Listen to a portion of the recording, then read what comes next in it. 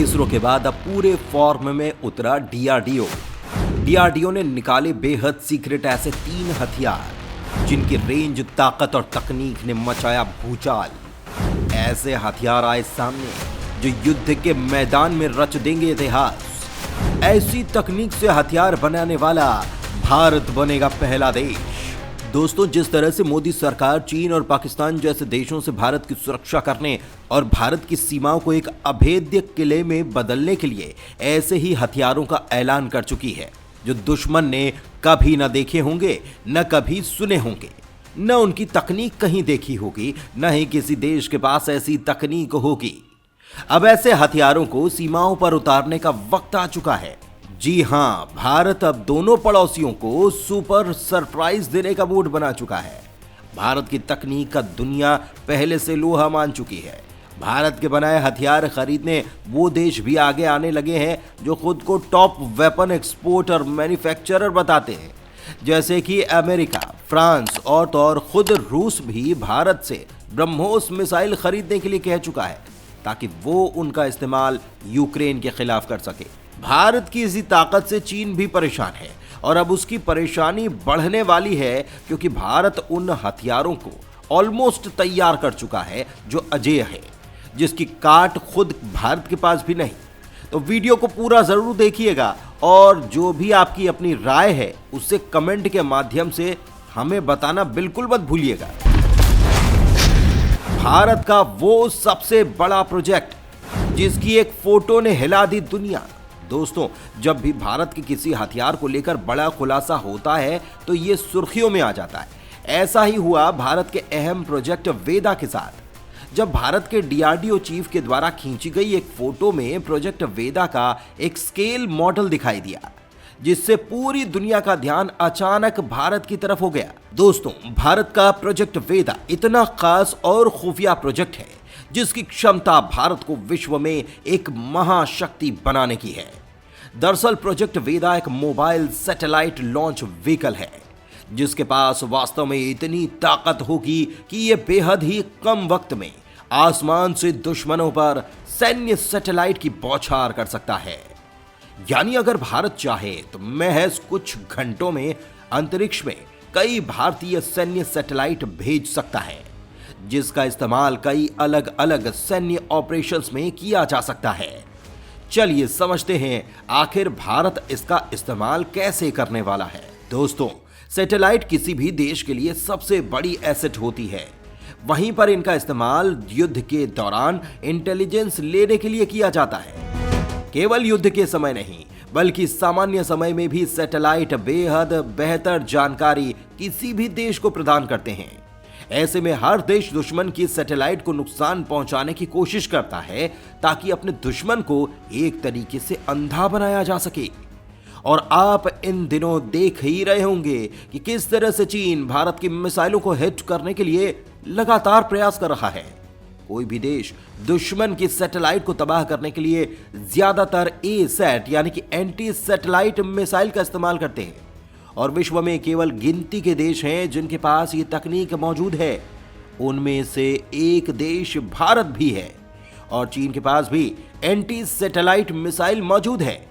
यानी कि देखा जाए तो युद्ध के दौरान चीन भारत के सैटेलाइट पर एक के बाद एक हमले कर सकता है ताकि भारत को इंटेलिजेंस लेने से रोका जा सके। लेकिन क्योंकि भारत अब इस बात को समझ चुका है, इसीलिए भारत ने पहले से ही तैयार कर ली है एक ऐसी तकनीक कि अगर युद्ध के दौरान चीन भारत के सैटेलाइट पर हमला करता है तो हम भी ये मानकर चलते हैं कि भारत के सारे सैटेलाइट चीन अपने सैटेलाइट मिसाइल से गिरा सकता है। वहीं पर तो भारत का प्रोजेक्ट वेदा अपनी असली क्षमता दिखाएगा। वेदा कुछ ही मिनटों में LEO यानी कि लो अर्थ ऑर्बिट में सैटेलाइट्स को भेजने की क्षमता रखता है। यानी कि युद्ध के दौरान अगर भारत के सारे मिलिट्री सैटेलाइट्स खत्म हो जाते हैं तो भी भारत महज कुछ घंटों में ही अपने सैटेलाइट्स का एक नया जखीरा अंतरिक्ष में खड़ा कर देगा, जहां से दुश्मनों पर सैन्य मिसाइलों की बौछार शुरू हो जाएगी। दोस्तों, दरअसल वेदा अग्नि 4 मिसाइल के रॉकेट की तरह ही बनाया गया है, यानी कि इसे अग्नि 4 मिसाइल की तर्ज पर ही विकसित किया गया। इसकी मारक क्षमता 3500 किलोमीटर की है वेदा दरअसल मोबाइल पैटर्न पर होने वाला है, यानी कि यह हमेशा ऑपरेशन के लिए तैयार रखा जाएगा। इसके साथ साथ वेदा का रॉकेट केवल सैटेलाइट को अंतरिक्ष में छोड़ने ही नहीं, बल्कि और भी कई अलग अलग तरीके के कार्य करने में सक्षम है। यह अंतरिक्ष में टारगेट का इंटरसेप्शन और हार्ड किल से टारगेट को तबाह करने में भी सक्षम है। यानी कि वेदा एक ऐसा रॉकेट होने वाला है जो कि बस अंतरिक्ष में ढेरों सैटेलाइट्स को कुछ ही घंटों में लॉन्च करने की क्षमता रखेगा, बल्कि दुश्मन के सैटेलाइट्स को तबाह करने की काबिलियत रखेगा। यानी कि यह काफी वर्सेटाइल सिस्टम होने वाला है। यानी चीन भारत को लेकर चाहे लाख कोशिश कर ले, चाहे कितने भी खतरनाक हथियार तैयार कर ले, सच्चाई तो यह है कि भारत जिन हथियारों को अपनी तकनीक से तैयार कर रहा है, वो एक हथियार ही चीन के अधिकतर हथियारों पर भारी पड़ेगा। भारत के सीक्रेट प्रोजेक्ट वेदा के लिए वीडियो पर 1 लाइक तो बनता है। भविष्य के मिसाइल के मिशन पर जोरदार खुलासा, डीआरडीओ करने वाला है नई मिसाइल पर धमाका। K4 मिसाइल मिशन के बाद डीआरडीओ ने भविष्य की मिसाइलों पर काम करना शुरू कर दिया है। ये K यानी कि कलाम सीरीज की मिसाइल है, जिसका नाम K5 और K6 है। K5 और K6 महा मिसाइल है। K5 की रेंज 5000 किलोमीटर, जबकि K6 की रेंज 6000 किलोमीटर से ज्यादा होगी। K5 मिसाइल की क्षमता 1 टन विस्फोटक की होगी, यानी कि पूरा पाकिस्तान साफ हो जाएगा। K6 सॉलिड फ्यूल MIRV सक्षम मिसाइल होगी, जिसका मतलब होगा एक मिसाइल फायर होगी जो कई मिसाइलों में तब्दील हो जाएगी। K6 की क्षमता 2 से 3 टन विस्फोटक ले जाने की होगी। इसके साथ ही भारत 5000 से 8000 किलोमीटर की मारक क्षमता वाली K4 मार्क 2 मिसाइल के निर्माण पर भी काम कर रहा है। डीआरडीओ उतारने वाला है ऐसा हाइब्रिड टैंक जिसकी ताकत और तकनीक ने मचा दिया भूचाल। दोस्तों, आपने देखा होगा यूक्रेन पर हमले में रूसी टैंक कारगर साबित नहीं हो रहे, इसीलिए भारत चौकन्ना हो गया है, क्योंकि हमारे पास भी वही रूसी टैंक है। भारतीय सेना ने रूसी टैंक के अपने बेड़ों को विध्वंसक बनाने के लिए इसे अपग्रेड करने का फैसला किया है।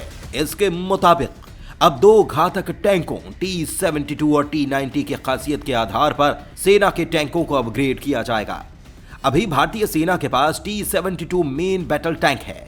यूक्रेन में इसकी दुर्गति देखकर भारतीय सेना ने इसे नई टेक्नोलॉजी से लैस करने का फैसला कर लिया है, ताकि इसकी मारक क्षमता बढ़ाई जा सके।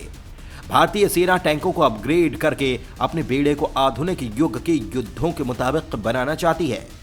चूंकि यूक्रेन युद्ध के दौरान रूसी टैंकों का प्रदर्शन उत्साहजनक नहीं रहा, इसीलिए भारतीय सेना एहतियातन टैंकों की क्षमता बढ़ाने की जरूरत को महसूस करने लगी है। यूक्रेन युद्ध में रूसी टैंक T-72 उम्मीद पर खरा नहीं उतरा। इससे सबक लेकर रूस ने अपने T-90 टैंक को भी एडवांस बनाने की प्रेरणा ली। रूस अब यूक्रेन के खिलाफ युद्ध में निर्णायक फैसले पर पहुंचने की तैयारियों में टैंक T-90M वेरिएंट डेवलप कर रहा है। इधर भारतीय सेना ने T-72 टैंक की मेन बॉडी और T-90 भीष्म के बुर्ज को मिलाकर नया वर्जन तैयार कर लिया है। यह हाइब्रिड टैंक T-72 के मुकाबले ज्यादा घातक साबित हो रहा है। इसमें एक्सप्लोसिव रिएक्टिव आर्मर यानी कि ERA भी लगाया गया है, जिसे रक्षा अनुसंधान एवं विकास संगठन यानी कि DRDO ने अर्जुन मेन बैटल टैंक के लिए बनाया था। ऐसा हाइब्रिड टैंक में ATGM भी लगे हैं। नए हाइब्रिड टैंक का परीक्षण हो चुका है और अब कुछ महीनों में ही इसे सेना में शामिल भी कर लिया जाएगा।